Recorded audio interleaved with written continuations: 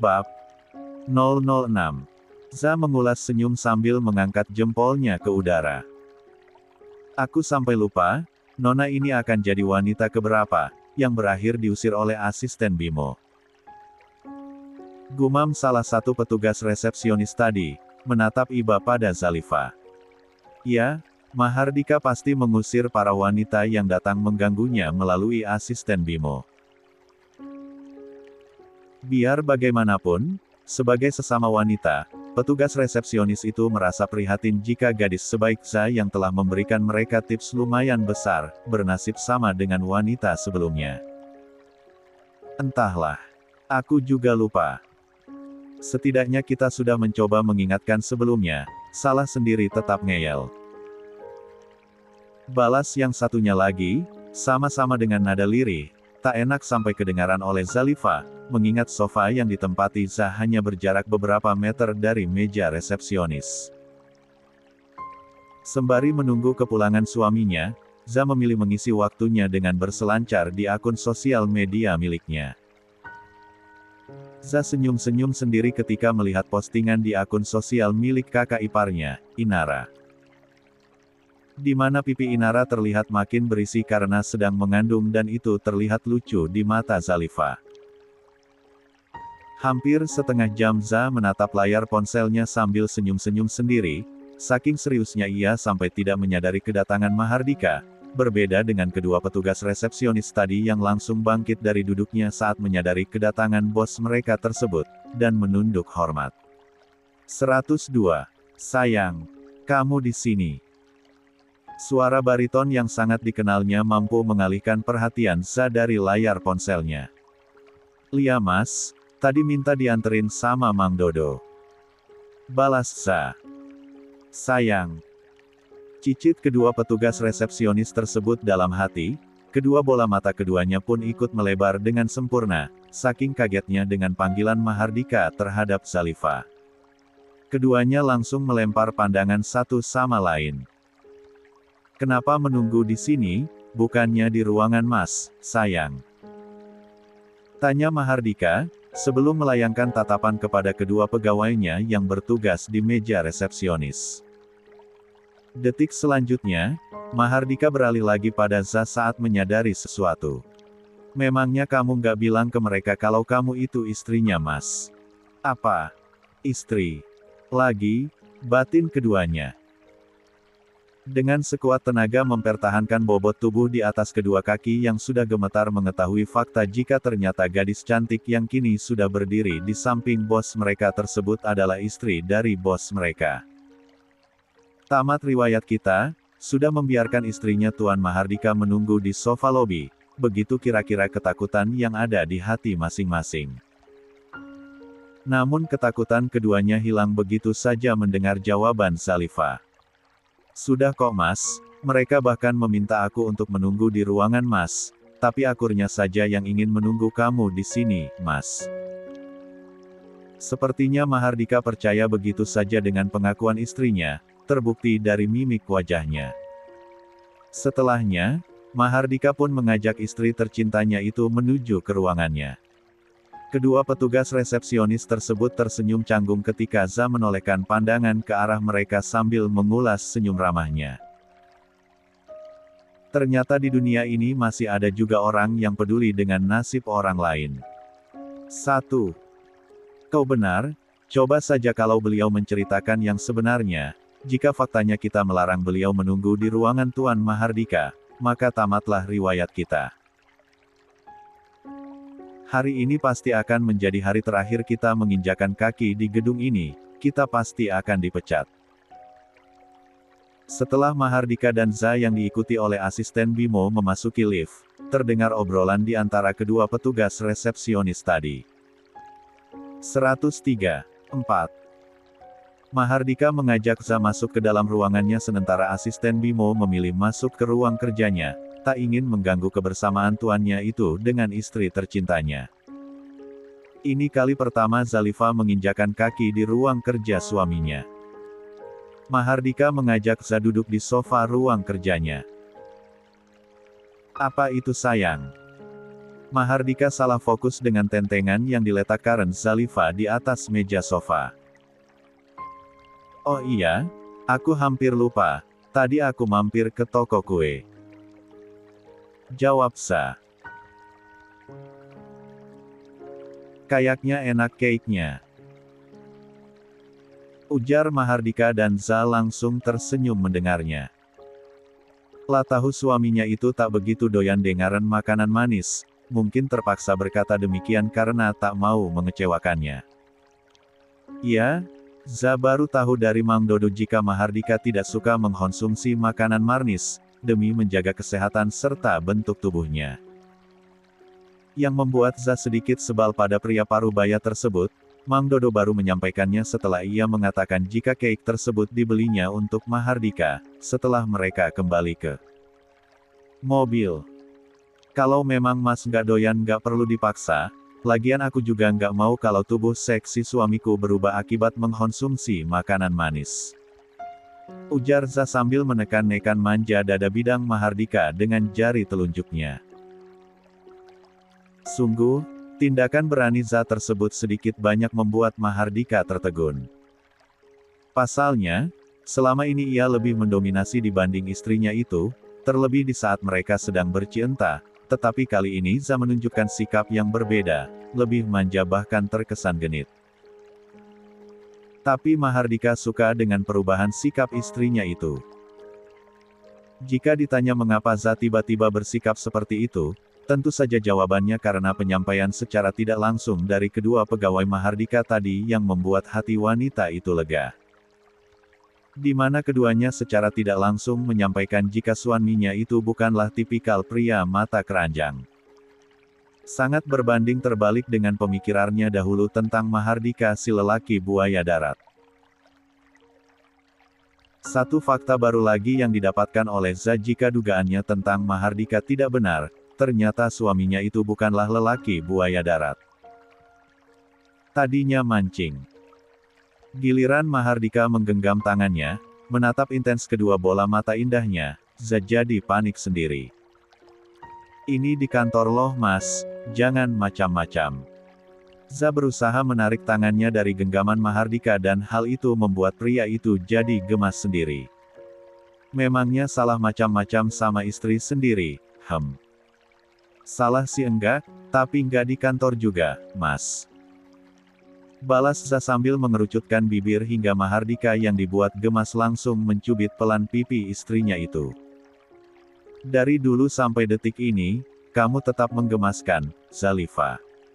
Batin Mahardika. Oh iya Mas, tadi Om Abi sempat protes ke aku, katanya kenapa nggak pernah ngajak kamu berkunjung ke rumah Om Abi. Nanti kita berkunjung ke rumah Om Abi. Balas Mahardika sambil menyelipkan anak rambut milik Za ke belakang telinga wanita itu. 104. Makasih Mas. Kata Zalifa. Terima kasihnya nanti di rumah saja jangan di sini, Mahardika mengedipkan sebelah matanya.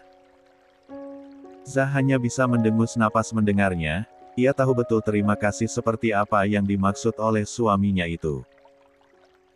Di tempat yang berbeda, Dr. Yuli sedang berjalan menuju mobilnya, secara tidak sengaja wanita itu bertemu dengan Mama Livia yang juga ingin pulang ke rumah.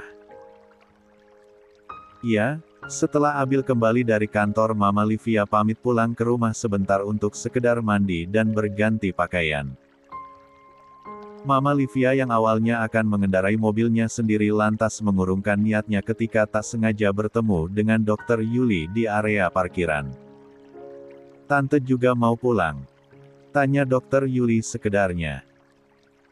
Rencananya begitu Nak Yuli, tapi sepertinya suami tante belum datang menjemput, demi memiliki kesempatan berbicara empat mata dengan Dr. Yuli, Mama Livia terpaksa berdusta. Kalau tante nggak keberatan, bareng Yuli saja, tante. Kebetulan daerah rumah tante searah dengan daerah rumah Yuli. Kata Yuli tulus ingin menawarkan tumpangan bukan hanya sekedar basa-basi. Apa nggak merepotkan Nak Yui nantinya? Dalam hati ingin bersorak karena mendapat kesempatan ini, tapi Mama Livia berusaha menunjukkan raut wajah biasa saja di depan Yuli. Sama sekali tidak merepotkan kok, Tante. Jawab Dokter Yuli. Terima kasih sebelumnya, Nak Yuli. Sama-sama, Tante. Dokter Yuli membukakan pintu mobil untuk Mama Livia. Setelahnya, Dokter Yuli berjalan mengitari mobil, masuk ke mobil dan duduk di balik kemudi. Menghidupkan mesin mobilnya sehingga mobil sedan berwarna hitam milik wanita itu pun mulai bergerak meninggalkan area parkiran rumah sakit. Sekitar 5 menit perjalanan, Mama Livia mulai buka suara. Apa Nak Yuli sudah memiliki kekasih? Pertanyaan Mama Livia sekaligus memecah keheningan di mobil. Dokter Yuli menolehkan pandangan pada Mama Livia. Dokter Yuli bukanlah anak ABG yang tidak bisa menebak kemana arah pertanyaan Mama Livia, terlebih pagi tadi Zaki mengutarakan suatu permintaan kepadanya. Namun, tidak menjawab pun rasanya tidak sopan hingga pada akhirnya Dokter Yuli menjawab jujur. Belum punya tante. Ibu kandung Zaki meninggal beberapa saat setelah melahirkan Zaki. Sejak lahir Zaki tidak merasakan bagaimana kasih sayang seorang ibu.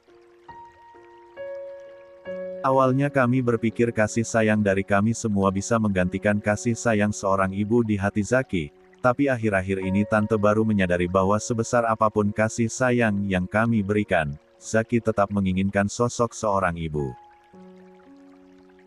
Mama Livia sedikit bercerita. Apa Dokter Yuli bersedia menjadi ibu sambung untuk Zaki? Tanpa banyak basa-basi lagi, Mama Livia langsung melontarkan pertanyaan demikian kepada Dokter Yuli. 105. Tante rasa kamu adalah orang yang paling tepat menjadi mama sambung untuk Zaki. Jujur Nak Yuli, cucu tante bukan tipikal anak yang mudah dekat dengan siapapun, terlebih dengan orang baru. Tetapi, yang tante lihat Zaki sangat nyaman dengan Nak Yuli. Mungkin permintaan tante ini cukup mengejutkan Nak Yuli, tapi Nak Yuli tidak perlu menjawabnya sekarang, pikirkan saja dulu, Nak. Imbuh Mama Livia penuh harap. Sebenarnya sudah 2 hari terakhir Dokter Yuli dibuat kepikiran dengan sikap adiknya yang tiba-tiba ingin menunda pernikahannya. Alasan adiknya menunda pernikahannya tak lain karena tak tega melangkahi sang kakak menuju pelaminan.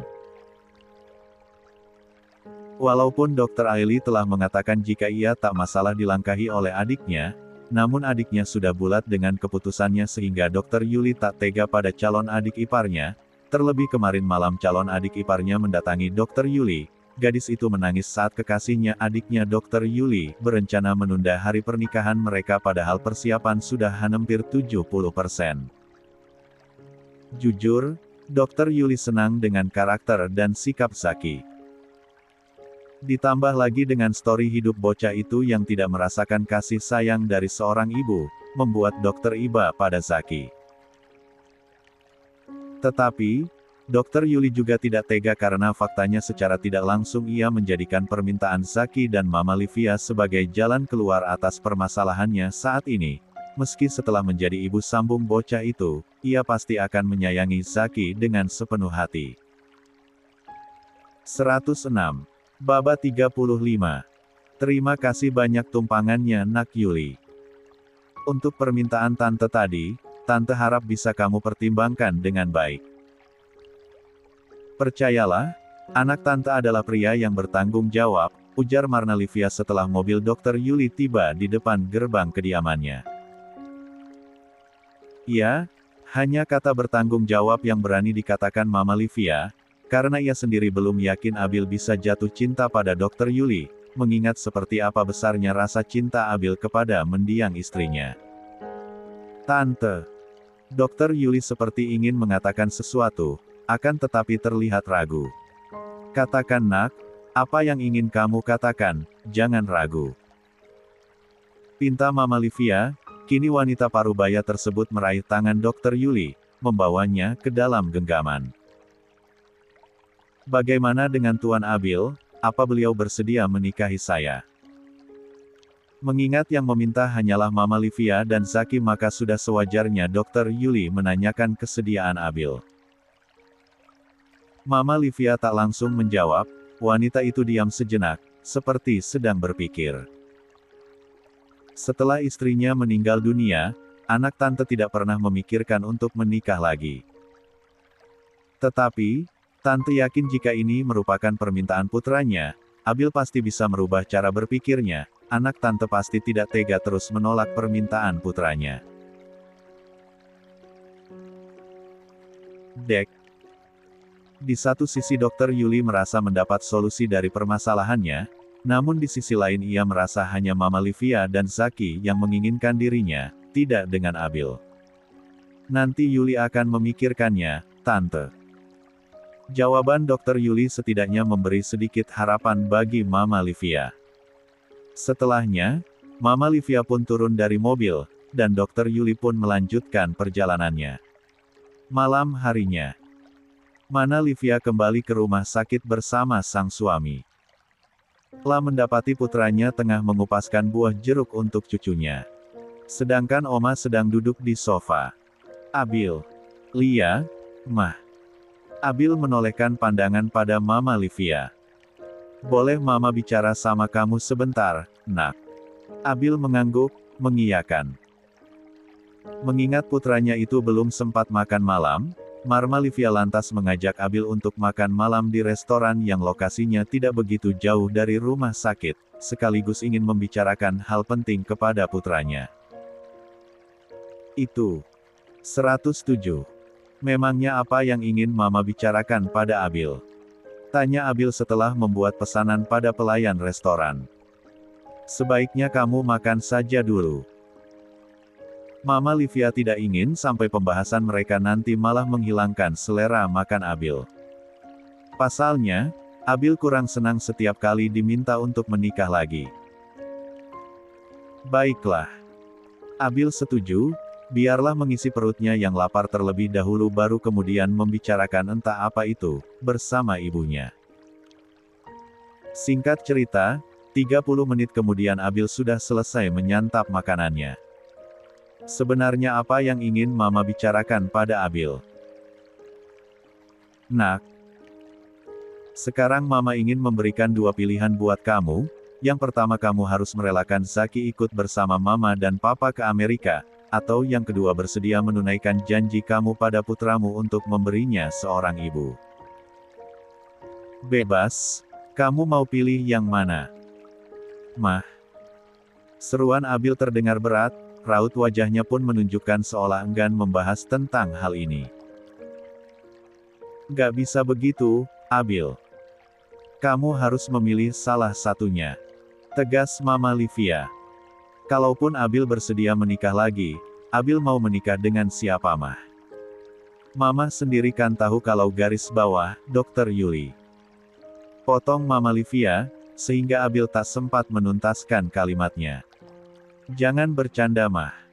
Mama tidak sedang bercanda, Mama serius, Abil. Mah, Abil baru mengenal wanita itu. Tidak mungkin Abil menikah dengannya. Lagi pula belum tentu dokter itu bersedia menikah dengan Abil, Mah. Tentu saja semua perkataan Abil hanya sebagai bentuk penolakan secara halus. Kamu tidak perlu memikirkan hal itu. Lagian Mama sudah membicarakan hal ini dengan Dr. Yuli. Secara tidak langsung, Mama telah melamar Dr. Yuli buat jadi menantu sekaligus calon Mama buat Zaki. Abil mengusap wajahnya frustasi, tidak habis pikir ibunya bisa melakukan semua itu tanpa menanyakan kesediaannya terlebih dahulu. Sekarang Mama minta sama kamu untuk mendekati Dr. Yuli secara personal. Yakinkan dia bahwa kamu juga menginginkan dia menjadi istrimu, bukan hanya Mama dan juga Zaki. Tegas Mama Livia tak ingin mendengar bantahan. Jika kamu masih ingin melihat putramu berada di tanah air, maka lakukan apa yang Mama minta. Imbuh Mama Livia. 2 hari kemudian. Lain kali nggak boleh mengkonsumsi es krim atau makanan yang dingin-dingin lagi ya anak ganteng, biar nggak sakit lagi. Pesan Dr. Yuli. Zaki janji nggak bakal makan es krim lagi, Bu Dokter, patuh Zaki. 108. Anak pinter, puji Dokter Yuli seraya mengelus puncak kepala Zaki.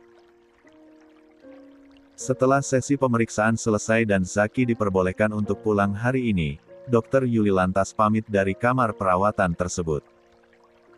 "Apa malam ini Anda sibuk, Bu Dokter?" tanya Abil yang tengah mengantarkan Dokter Yuli sampai ke depan kamar perawatan putranya. "Kebetulan tidak, Tuan. Boleh kita bertemu di restoran XXX malam ini? Ada yang ingin saya bicarakan dengan Anda." Abil merasa sudah waktunya ia bicara empat mata dengan Dokter Yuli, setelah 2 hari berpikir dengan matang. "Baik, Tuan." Dokter Yuli pun mengiyakan ajakan Abil untuk bertemu malam nanti. Merasa sudah tidak ada lagi yang akan dibahas, Dokter Yuli lantas pamit pada Abil untuk lanjut melakukan visit pada beberapa pasien lainnya. Sepeninggal Dokter Yuli, Abil pun kembali ke kamar perawatan Zaki. Membantu Mama Livia dan Oma mengemas beberapa barang milik Zaki sebelum pulang ke rumah.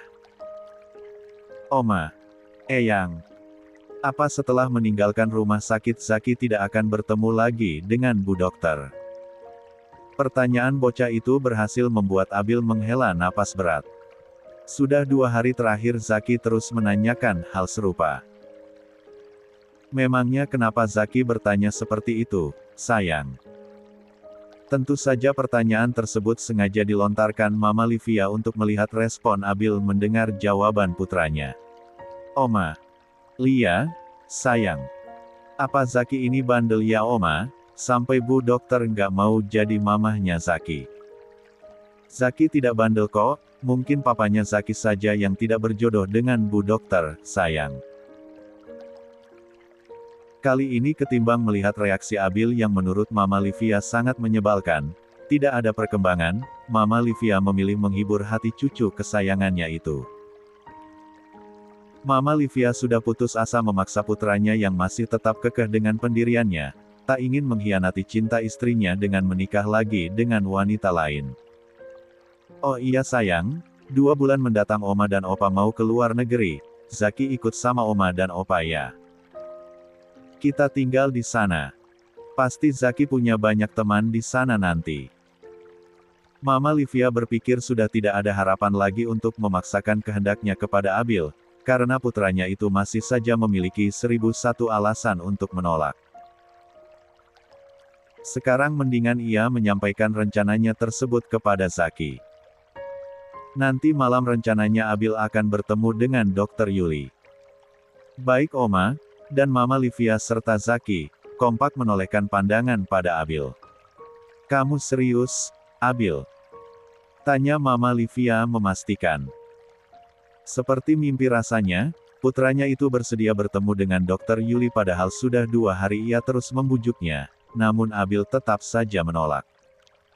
1. Abil menjawab pertanyaan Mama Livia dengan anggukan sekilas. 109. 6. Assalamualaikum. Waalaikumsalam.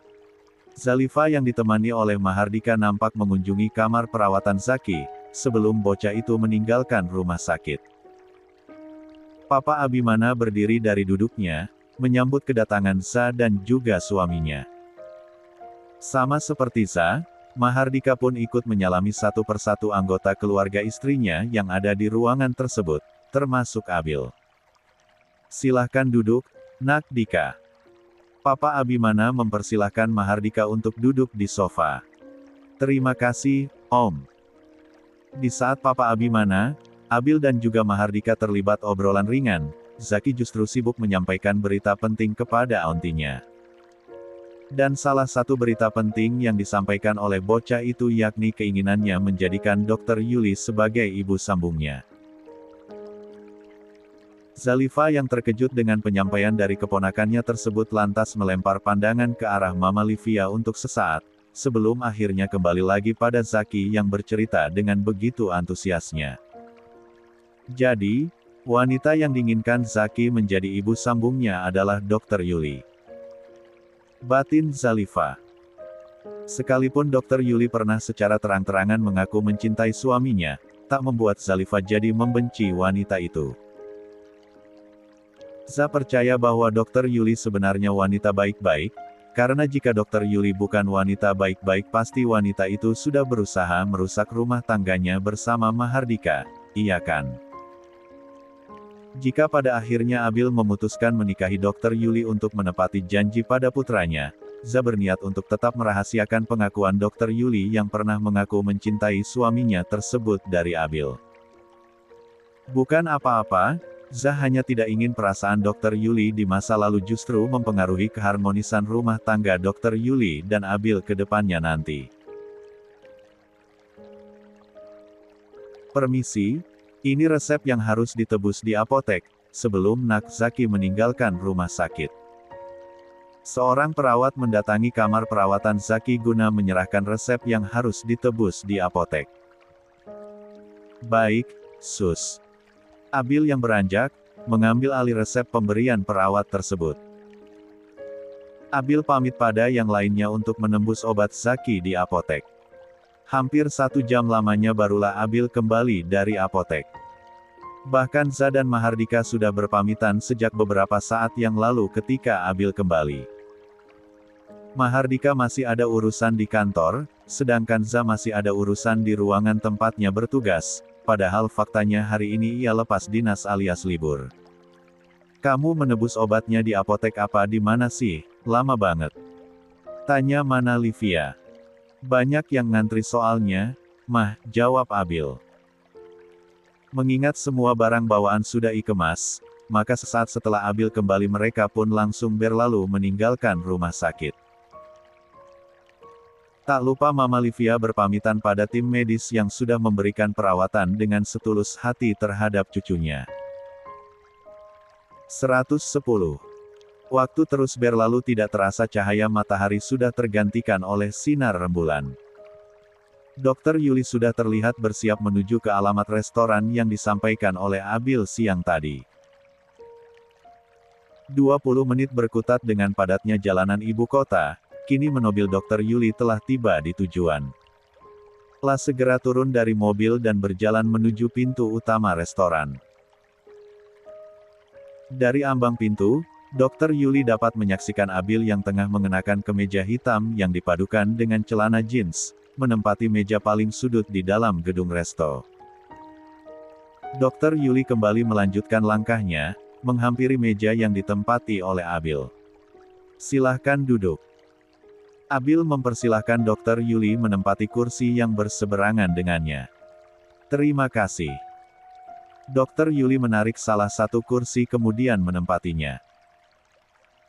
Dr. Yuli berusaha tetap bersikap tenang di depan Abil, namun kedua tangannya yang berada di atas pahanya nampak saling bertaut erat, salah satu gestur tubuh yang menandakan seseorang sedang dilanda ketegangan. Tidak perlu tegang, Bu Dokter. Sepertinya usaha Dr. Yuli untuk terlihat tetap tenang di hadapan Abil berujung sia-sia karena kenyataannya Abil menyadari ketegangan yang tengah dirasakan oleh wanita itu. Hingga pada akhirnya, Dr. Yuli mengangguk saja. Adik Anda berencana menunda pernikahannya akibat Anda sebagai kakaknya belum juga menikah, bukan begitu Bu Dokter? Pertanyaan dari Abil sekaligus membuka percakapan di antara keduanya. Dek. Dr. Yuli tidak dapat menyembunyikan gurat terkejut di wajahnya mendengar perkataan Abil. Bagaimana Anda bisa tahu tentang hal itu, Tuan? Tidak penting dari mana saya mengetahuinya. Balas Abil nyaris tanpa ekspresi. Saat ini Anda pasti merasa tertekan dengan situasi yang terjadi dalam keluarga Anda, begitu pula dengan saya. Intinya, kita sama-sama berada dalam posisi tertekan akibat situasi dan kondisi anggota keluarga kita masing-masing. Menikahlah denganku. Kau menikah demi adikmu, dan aku menikah demi putraku. Penawaran yang sangat menguntungkan sebenarnya, karena akhirnya ada seseorang yang mengajaknya menikah sehingga adiknya tak harus menunda pernikahannya. Tetapi, entah mengapa hati Dr. Yuli terasa mencelos mendengarnya. Menjalani pernikahan karena situasi dan kondisi ternyata tidak segampang itu, ada rasa dalam hati yang harus coba ditekan, termasuk rasa nyeri. 1. Jujur, Sampai detik ini saya masih sangat mencintai mendiang istri saya. Jika bukan karena permintaan putraku, mungkin seumur hidup saya tidak akan pernah berpikir untuk menikah lagi. Saya mengutarakan ini semua agar setelah menikah nanti, kita tidak harus saling memaksakan perasaan satu sama lain. Dengan begitu percaya dirinya Abil berkata jika pernikahannya bersama Dr. Yuli kelak tak akan sanggup mengurangi rasa cintanya pada mendiang ibunya Zaki, apalagi sampai jatuh cinta pada wanita itu, hal yang sangat mustahil terjadi menurut Abil. 2. Tapi kamu tenang saja, karena aku tidak akan menodai pernikahan kita dengan perselingkuhan. Imbu Abil. Baiklah, saya setuju, Tuan. Setelah berpikir cukup lama, akhirnya Dr. Yuli setuju menikah dengan Abil. Sungguh. 111. Dr. Yuli merasa nasib percintaannya sangat tragis. Dahulu ia jatuh cinta pada Mahardika tapi cintanya bertepuk sebelah tangan. Dan kini ia akan menikah, tetapi dengan pria yang terang-terangan mengaku masih menyimpan rapi nama wanita lain di hatinya. Meskipun wanita itu sudah tak ada lagi di dunia ini tetap saja sebagai seorang wanita, sakit rasanya. Namun begitu, Dr. Yuli mencoba untuk ikhlas menerima takdir hidupnya, terlebih ada seorang bocah yang begitu tulus menginginkan dirinya sebagai ibu sambungnya. Biarlah Tuhan yang akan mengatur jalan hidupnya untuk kedepannya, jika memang hingga akhir nanti Abil tetap tidak akan mencintainya dan memutuskan menceraikan dirinya, Dr. Yuli sudah pasrah, asalkan adiknya tidak menunda pernikahannya yang segala sesuatunya telah disiapkan, bahkan hampir 75%. Kalau begitu, kamu mau mahar apa dari saya? Apapun alasan mereka menikah tetap saja sebagai seorang pria, Abil merasa berkewajiban menghargai Dr. Yuli, salah satunya dengan menanyakan mahar yang diinginkan oleh wanita itu. Terserah Tuan saja, asalkan tidak memberatkan Tuan dan tidak pula merendahkan saya.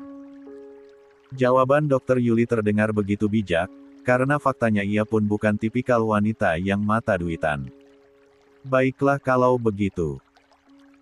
Oh iya satu lagi, tidak etis rasanya jika kamu terus memanggil saya dengan sebutan Tuan. Lalu, saya harus memanggil Anda dengan sebutan apa? Dr. Yuli balik bertanya, tak ingin sampai salah. Terserah kamu saja, asalkan bukan Tuan. Balas Abil. 112. 7. Di saat Abi dan Dr. Yuli sedang membicarakan tentang kesepakatan pernikahan mereka, Zalifa justru sedang sibuk menyaksikan penampilannya di depan cermin. Tidak perlu malu Zalifa, namanya juga ingin menyenangkan suami, iya kan? Za bergumam di depan cermin, masih dengan memandangi penampilannya yang kini mengenakan pakaian minim bahan pilihan Hilda, ketika mereka jalan-jalan ke mall sore tadi. Awalnya Za menolak membeli lingerie seksi yang dikatakan Hilda mampu memikat suami, namun di saat telinganya secara tidak sengaja mendengar percakapan di antara dua wanita muda yang kebetulan sore tadi juga berbelanja di toko yang sama dengan mereka, Za langsung menyambar benda itu dari tangan Hilda kemudian membawanya ke kasir. Satu-satunya benda yang dibeli oleh Za setelah hampir 2 jam berkeliling pusat perbelanjaan tersebut. Sekarang itu lagi zaman, suami orang lebihlah menantang ketimbang pria single. Benar banget. Apalagi kalau pria beristri yang kaya raya, jangankan jadi istri kedua, jadi simpenan pun aku nggak keberatan.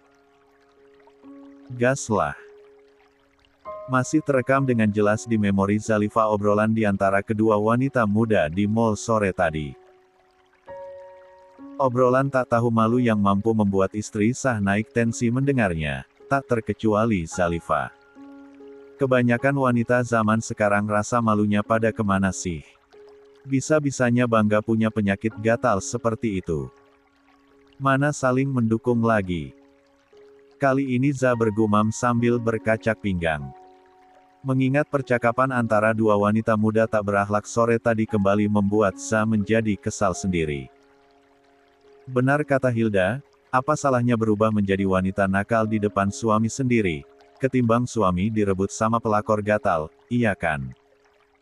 Za kembali merapikan posisi lingerie yang dikenakannya, lalu beranjak mengambil ponselnya di atas tempat tidur. Sambil menunggu Mahardika kembali dari ruang kerjanya, Za memilih mengecek akun sosial media miliknya. Namun, belum sampai langkahnya ke sofa, Za sudah mendengar suara derit pintu yang dibuka dari arah luar. Walaupun sebelumnya Mahardika sudah melihat setiap inci tubuhnya, tetap sama masih terselip rasa malu di hati Za saat Mahardika melihatnya mengenakan pakaian seperti itu.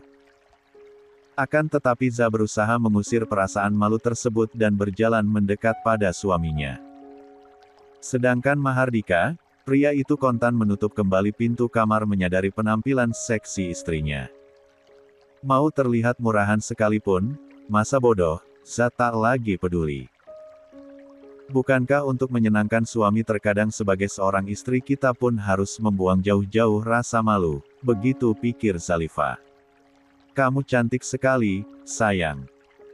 Suara Mahardika terdengar berat, kedua bola matanya pun nampak mengamati penampilan Za dari ujung kaki hingga ujung rambut. Jakun Mahardika naik turun menyaksikan indahnya tubuh sang istri yang hanya dibalut lingerie seksi berwarna merah menyala tersebut. Wajah Za semakin merona mendengar pujian suaminya itu. Dengan sebisa mungkin Za menetralkan perasaannya agar tidak gugup karena malu. Wanita itu semakin mengikis jarak di antara mereka, menggambar asal pada bagian dada bidang suaminya yang masih terbalut kaos berwarna putih tersebut dengan jari telunjuknya. Jujur, Mahardika terkejut sekaligus terpesona dengan penampilan istrinya malam ini. Walaupun sebelum-sebelumnya 113. Ia pun terpesona dengan kecantikan sang istri, tetapi malam ini menurut Mahardika penampilan istrinya itu terlihat sangat berbeda dan juga menggoda, sehingga ia tak sabar ingin membawa Za mengarungi lautan percintaan. Za melangkahkan kakinya mundur ke belakang saat Mahardika terus mengayunkan langkah mendekat padanya, sampai pada akhirnya Za tak lagi dapat bergerak ketika tubuhnya mentok pada dinding kamar. Kamu cantik sekali, sayang. Mahardika mengelus lembut pipi Zalifa dengan punggung tangannya. Perlahan Mahardika melingkarkan tangan besarnya pada pinggang ramping sang istri, merapatkan tubuh Za kepadanya. Kap. Kecupan penuh kelembutan mendarat di bibir mungil Zalifa. Kecupan yang diawali dengan kelembutan tersebut semakin lama semakin panas, apalagi ketika tangan besarnya sudah menel usup masuk ke dalam lingerie yang dikenakan Za. Meremas salah satu aset berharga milik sang istri, Mahardika pun tak sanggup lagi menahan terlalu lama. Pria itu menuntun sang istri bergerak menuju tempat tidur tanpa melepas pagutan bibirnya.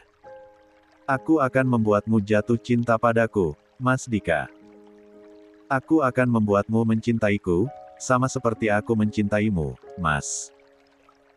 Batin Za di tengah-tengah percintaan mereka. Za optimis bahwa suatu hari nanti Mahardika pasti akan membalas cintanya. Gak papalah badan rasanya mau remuk semua, asalkan pas suami senang, begitulah kira-kira dalam hati Zalifa setelah percintaan mereka usai. Mahardika membawa tubuh lelah istrinya ke dalam dekapannya. Capek banget ya. Sudah tahu dia mainnya lama, Mahardika masih saja bertanya seperti itu. Lumayan, Mas. Tapi nggak apa-apa deh capek, daripada suami kesambet pelakor di luar sana, iya kan? Entah masih sadar atau sudah setengah sadar, yang jelas Za menjawab dengan mata yang sudah terpejam.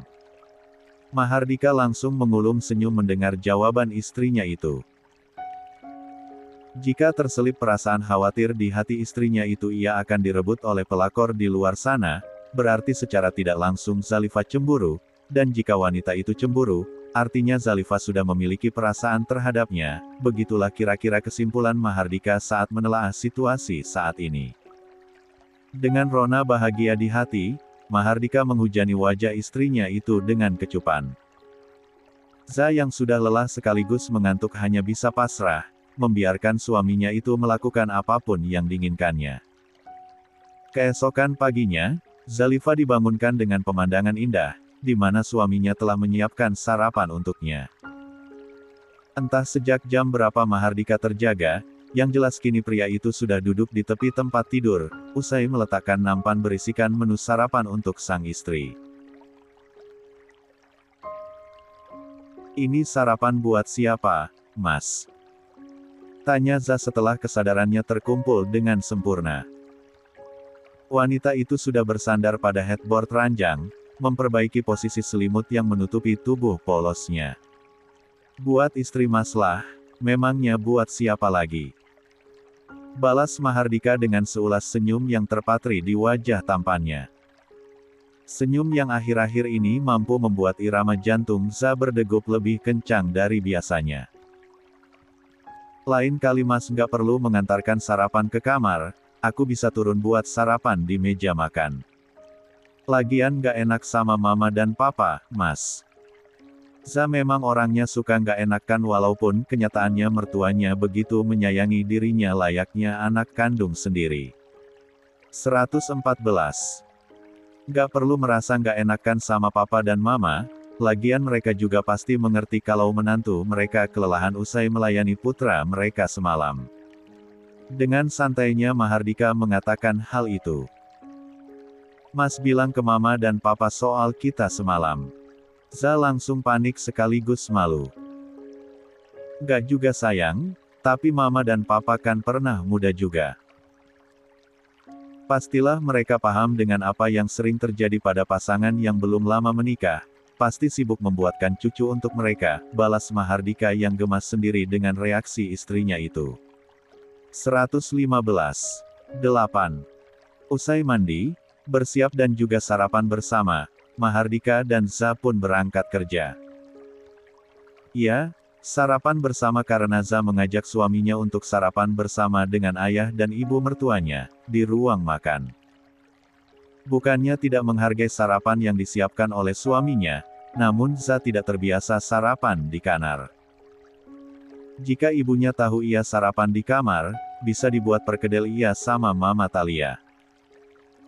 Sejak kecil Zalifa dan kedua saudaranya tidak dibiasakan oleh orang tuanya untuk makan di kamar, dengan alasan bisa menjadi kebiasaan buruk jika sudah dewasa nanti, begitu kalimat yang selalu terucap dari mulut ibunya. Mengingat kalimat itu, Za jadi merindukan sosok wanita yang telah melahirkannya ke dunia tersebut. "Kamu kangen sama mama, sayang?" Pertanyaan suaminya sekaligus memecah keheningan di dalam mobil. Za langsung menolehkan pandangan pada suaminya itu. Bagaimana Mahardika bisa tahu jika ia sedang merindukan Mama Thalia?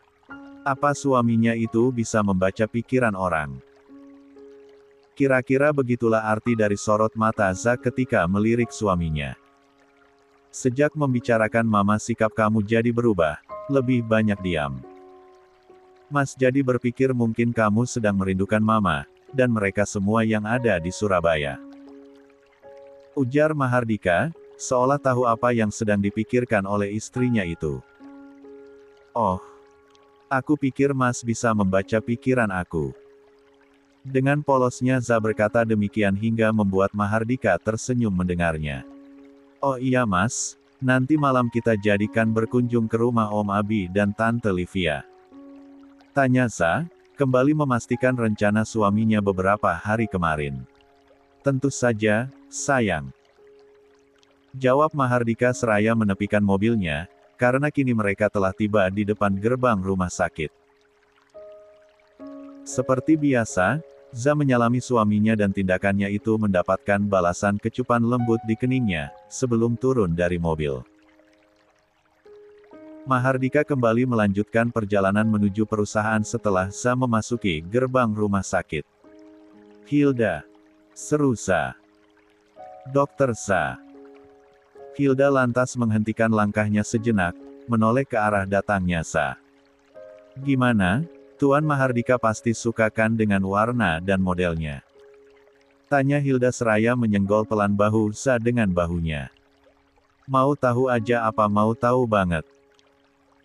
kata Za yang memang sengaja membuat Hilda penasaran setengah mati. "Mau tahu banget dong.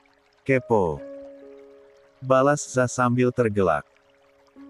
Lagi pula mana mungkin ia menceritakan urusan ranjangnya kepada orang lain, sekalipun itu sahabatnya sendiri. Untuk kali ini Hilda sangat mengerti sebab itu memang sangatlah privasi. Tadi ia hanya sekedar menggoda Za saja. Pada akhirnya Za dan Hilda yang berjalan bersama menuju ruang mereka bertugas tersebut nampak tergelak bersama. Hingga orang-orang yang tak sengaja menyaksikannya bisa menebak bagaimana kedekatan di antara Za dan Hilda. Bahkan tidak sedikit dari rekan sejawatnya yang mengenal Za, mengagumi sifat rendah hati yang dimiliki oleh Nyonya Mahardika Putra tersebut. 116. Baru beberapa saat tiba di ruangan, tiba pasien, seorang pemuda. Kalau dilihat dari wajahnya sepertinya pemuda itu masih berusia belasan tahun, mungkin sekitar 8 atau 19 tahun. Dan tragisnya penyebab pria itu sampai masuk ke ruangan LGD adalah karena berusaha melukai diri sendiri. Za langsung geleng kepala melihat pemuda itu, bisa-bisanya mencoba melukai dirinya sendiri. Za yang ditemani oleh Hilda nampak mengobati luka di pergelangan tangan pemuda itu. Untungnya lukanya hanya berupa goresan sehingga tidak terlalu membahayakan nyawanya. Untung saja lukanya hanya merobek lapisan kulit bagian luar saja. Jelas Za setelah memeriksa kondisi luka di pergelangan tangan pemuda itu. Sengaja, lagian aku juga belum mau mati, Bu Dokter. Ini hanya bentuk protes aku saja ke abang aku. Dengan entengnya pemuda itu berkata demikian dan hal itu mampu membuat kedua bola mata Hilda seperti mau keluar dari rongganya. Ada juga pemuda yang sampai bertindak gila seperti itu hanya untuk mengutarakan protesnya. Kalau bukan karena aturan rumah sakit yang mewajibkan semua tenaga medis di sana bersikap ramah kepada setiap pasien yang datang, mungkin Hilda sudah menjambak rambut pemuda itu. Bisa-bisanya bertindak gila seperti ini hingga membuat ibunya sampai bersedih. Ya, pemuda itu tiba di rumah sakit dengan diantarkan oleh ibunya. Selesai memeriksa kondisi pasien, Za meminta Hilda untuk membersihkan serta membalut luka pada pergelangan tangan pasien. Mengingat ada pasien baru lagi, Za pun pamit meninggalkan Hilda, hendak memeriksa kondisi pasien yang baru saja tiba. Di saat Hilda masih sibuk membalut luka di pergelangan tangan pemuda itu tiba-tiba terdengar suara pantofel pria yang beradu di lantai mendekat ke arah mereka. Sepertinya otak kamu sudah dicemari oleh balap liar makanya rela melukai diri sendiri hanya karena tidak diizinkan menggunakan motor lagi. Suara bariton itu, Hilda seperti pernah mendengarnya. Perlahan Hilda mengangkat pandangannya, menatap pada pria di sampingnya tersebut dari ujung kaki hingga ujung rambut. Secara tidak sengaja tatapan Hilda dan pria itu bertemu. Anda. Hilda tidak menyangka ia akan bertemu lagi dengan pria sombong yang tempo hari ditemuinya di toko pakaian tersebut. Berbeda dengan sikap Hilda yang menunjukkan mimik wajah terkejut menyaksikan keberadaan pria yang tak lain adalah asisten Bimo tersebut. Asisten Bimo justru menunjukkan mimik wajah datarnya. Ark. Sakit suster. Saking kesalnya pada asisten Bimo, tanpa sadar Hilda menekan luka pada pergelangan tangan pasien ketika sedang melingkarkan perban hingga membuat pasien meringis. Sebenarnya tidak begitu sakit sih, tetapi pemuda itu sengaja overacting agar terlihat tidak baik-baik saja di hadapan abangnya. Dengan begitu ia pasti kembali diizinkan menggunakan motor sport miliknya. Maaf. Saya nggak sengaja.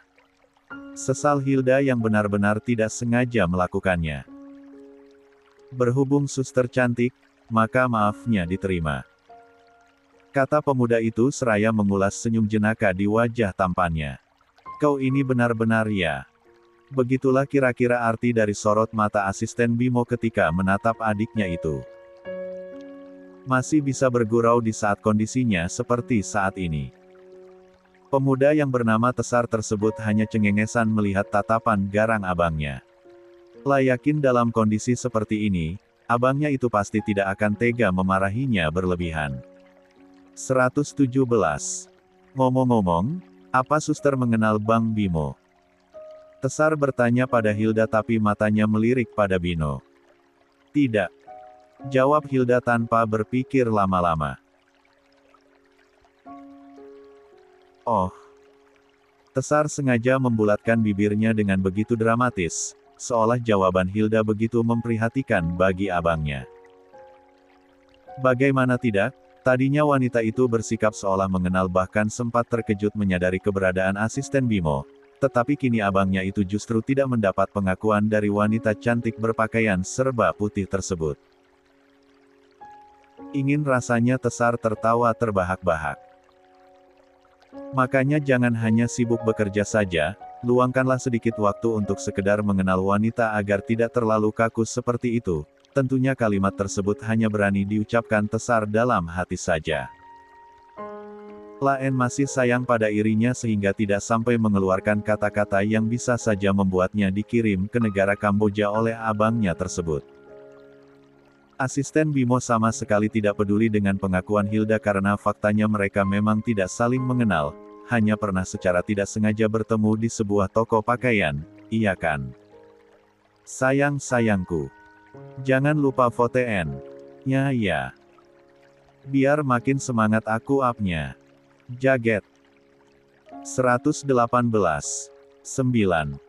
Za melintas pada deretan bed yang ditempati Tesar, setelah beberapa saat Hilda berlalu. Pak Bimo. Asisten Bimo lantas memandang ke sumber suara. Menunduk hormat ketika menyadari keberadaan istri dari tuannya itu. Selamat pagi, Nona. Pagi. Pak Bimo sedang apa di sini? Tanya Za. Adik saya sedang dirawat di sini, Nona. Jawab asisten Bimo sambil melirik pada adiknya yang kini berbaring di bed pasien. Oh. Jadi pasien ini adiknya Pak Bimo. Tesar menampilkan gurat wajah memelas ketika Za memandang ke arahnya. Seandainya ia tahu kalau abangnya dan dokter yang menanganinya tadi saling mengenal, tentu saja Tesar tidak akan mengaku di hadapan Za jika tindakannya hanya untuk mengutarakan protes pada abangnya yang melarangnya menggunakan motor sport kesayangannya. Tesar langsung menghela napas lega setelah Za pamit undur diri. Ada apa? Senyum di bibir pemuda itu langsung surut tak berbekas menyadari pertanyaan serta tatapan abangnya. Apa kamu pikir karena dokter tidak menjelaskan secara detail tentang kondisi kamu, lalu abang tidak tahu apa sebenarnya maksud dan tujuan kamu? Sepertinya Tesar lupa siapa abangnya itu sehingga berpikir akal-akalannya bisa menipu abangnya. Jika abangnya itu bisa dengan mudah ditipu maka tidak mungkin pria itu bertahan hingga saat ini menjadi asisten pribadi sekaligus orang kepercayaan seorang Mahardika Putra, bukan? Ada-ada saja memang si Tesar ini. Apapun alasan Kanu, abang tetap tidak akan mengizinkan kamu untuk menggunakan motor lagi. Gunakan mobil yang abang berikan sebagai hadiah ulang tahun kemarin. Tapi bang, Tesar lebih suka menggunakan motor ke kampus. Mau tetap menggunakan mobil ke kampus atau naik transportasi umum?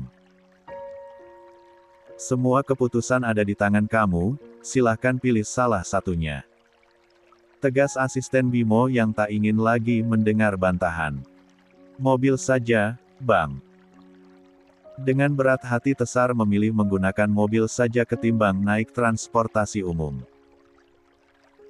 Bukannya gengsi menggunakan transportasi umum, tapi jika menggunakan transportasi umum bisa-bisa ia terlambat tiba di kampus, karena ia yakin betul transportasi umum yang dimaksud oleh abangnya itu bukanlah taksi online atau semacamnya, melainkan bus kota. Bagus. Ingat. Ini untuk pertama dan terakhir kalinya abang memaklumi tindakan bodoh kamu, karena kedepannya tidak akan ada lagi. Abang akan membuat perhitungan jika kamu masih berani membahayakan diri sendiri karena ambisi tak berfaedah kamu bersama teman-teman kamu itu, paham? Kalau abangnya sudah dalam mode garang seperti ini, Tesar tidak punya nyali lagi untuk berkata macam-macam, selain mengiyakan. 119. Baik, Bang. Jawab Tesar. Setelahnya, asisten Bimo pamit pada adiknya itu untuk kembali ke kantor karena tadi ia hanya pamit sebentar pada Mahardika. Untungnya Mahardika merupakan tipikal bos yang sangat pengertian pada bawahannya, sehingga mengizinkan asisten pribadinya itu pergi mengurus urusan pribadinya. Bahkan Mahardika sampai rela meeting seorang diri tanpa didampingi oleh asisten Bimo yang biasanya selalu setia menemaninya kemanapun untuk urusan kerjaan. Ada apa Hilda? Za merasa tatapan Hilda pada asisten pribadi suaminya itu terlihat berbeda, seperti sedang menatap pada seseorang yang begitu menyebalkan. Apa kamu kenal sama Pak Bimo? Tanya Za pada Hilda. Dokter Za kenal sama pria itu. Mendengar Za menyebut nama asisten Bimo membuat Hilda malah balik bertanya. Tentu saja. Pak Bimo adalah asisten pribadinya Mas Dika. Jawaban Za berhasil membuat kedua bola mata Hilda membulat dengan sempurna. Jadi pria itu asisten pribadinya Tuan Mahardika. Za mengangguk sebagai jawaban. Dokter Za masih ingat nggak dengan pria yang pernah aku ceritakan tempo hari, pria sombong yang pernah aku temui di toko pakaian malam itu? Pertanyaan Hilda langsung dijawab anggukan oleh Za, pertanda ia masih ingat dengan pria yang diceritakan Hilda waktu itu. Nah, pria sombong yang aku maksud waktu itu, ya pria yang tadi itu, Dok. Beritahu Hilda. Oh ya, kebetulan sekali. Za mengulum senyum melihat Hilda kembali memasang wajah kesal saat membicarakan tentang asisten Bimo. Kebetulan gimana maksudnya, Dok?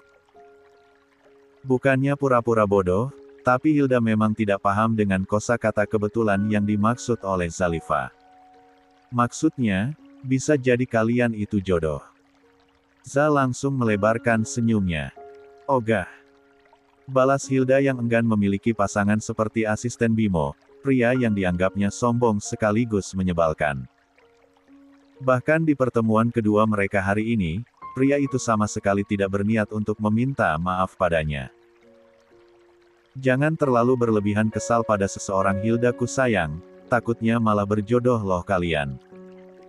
Za masih terus melontarkan kalimat-kalimat menggoda pada sahabatnya itu.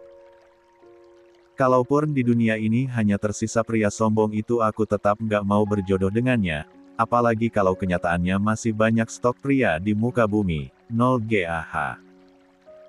Aku berjodoh dengannya. Jangan ngomong gitu, Pamali. Za jadi teringat bagaimana rasa kesalnya pada Mahardika di masa lalu dan siapa sangka kini perasaan kesalnya pada pria itu justru berubah menjadi cinta. Bahkan sekarang Za rela tetap bersama dengan pria yang telah menikahinya tersebut sekalipun faktanya Mahardika tidak mencintainya. Sekejam itu. 120. Sebenarnya dunia karma yang terkadang tidak kita sadari. Maka dari itu jangan pernah terlalu kesal ataupun benci terhadap seseorang, karena kenyataannya perasaan kesal, benci dan juga cinta serta kasih sayang, bedanya sangat tipis. Malam harinya. Mahardika dan Za sudah selesai bersiap. Mereka akan berkunjung ke rumah Papa Abimana dan Mama Livia. Setelah menempuh perjalanan kurang lebih setengah jam akhirnya mobil Mahardika tiba di kediaman Papa Abimana. Papa Abimana dan Mama Livia yang sejak tadi sudah menanti, nampak menyambut kedatangan Zalifa bersama suaminya tersebut. Assalamualaikum. Waalaikumsalam. Setelah bersalaman, Papa Abimana dan Mama Livia pun segera mengajak keduanya masuk ke dalam rumah. Mas Abil kemana tante, kok nggak kelihatan? Tanya Za setibanya di ruang tengah. Panjang umur. Baru juga ditanyain, orangnya udah nongol. Kata Mama Livia, menuding pada Abil yang tengah menuruni anak tangga dari kamarnya. Mahardika bangkit sejenak dari duduknya ketika Abil menghampirinya untuk sekedar bersalaman. Bagaimana kabar kalian? Alhamdulillah, kabar baik mas. Jawab Mahardika dan juga Za nyaris bersamaan, sebelum sesaat kemudian duduk kembali. Abil menempati sisi sofa kosong di samping Papa Abimana, berhadapan dengan sofa yang ditempati oleh Za dan juga Mahardika. Sekitar 15 menit kemudian, Mama Livia yang tadinya pamit ke belakang kini kembali dan mengajak mereka semua untuk segera menuju ruang makan. Ya, setelah mengetahui rencana kedatangan Za dan suaminya malam ini, sejak sore tadi Mama Livia yang dibantu oleh asisten rumah tangga sengaja memasak berbagai macam menu untuk makan malam.